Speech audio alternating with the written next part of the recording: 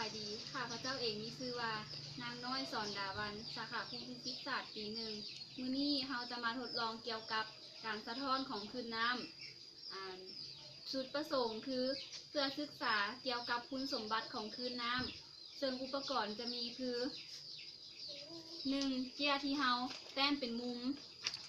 2. ไม้บรรทัด 3. วัตถุใสและ 4. แมนน้ำซึ่งวิธีทดลองเราเป็นอะไรเรามาเบิ่งน้ำกันเลยเนาะวิธีที่ 1เนาะเราจะเอาน้ำนี้เทใส่วัตถุใส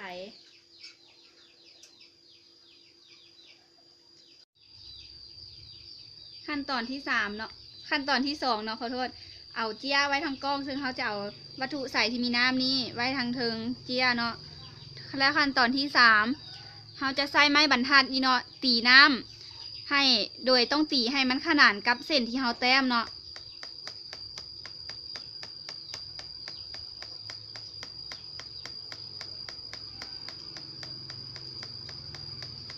แล้ว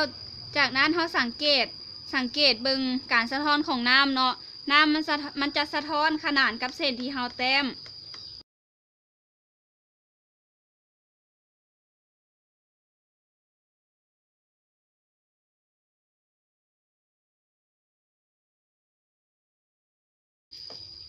ทดลองตัวมุม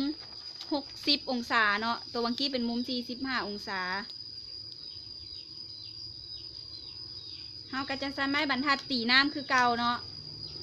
ซึ่งตีให้มันขนานกับเส้นมุมหรือว่าเส้นที่เราแต้มไว้เนาะ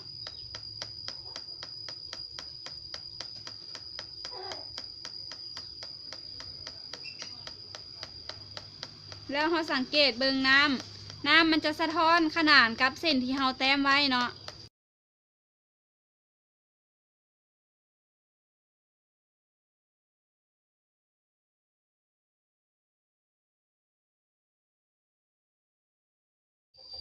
จากการที่เราทดลองมาแล้วเราจะมาสรุปคือผลสรุปเราจะสรุปได้ว่าเมื่อคลื่นมีการสะท้อนมุมกระทบจะเท่ากับมุมสะท้อนซึ่งเราเอิ้นหลักการนี้ว่ากฎเกณฑ์สะท้อนแล้วเราจะนำซ้ายเข้าในชีวิตประจำวันคือนำซ้ายเข้าในการเรียนการสอนเพื่อให้นักเรียนเข้าใจเกี่ยวกับการสะท้อนของคลื่นหรือว่าการสะท้อนของคลื่นน้ำต่างๆเนาะแล้วมาฮอดนี่วิดีโอของข้าพเจ้าก็ได้สิ้นสุดลงแล้วถ้าผิดพลาดประการใดข้าพเจ้าก็ขอโทษขออภัยขอขอบใจ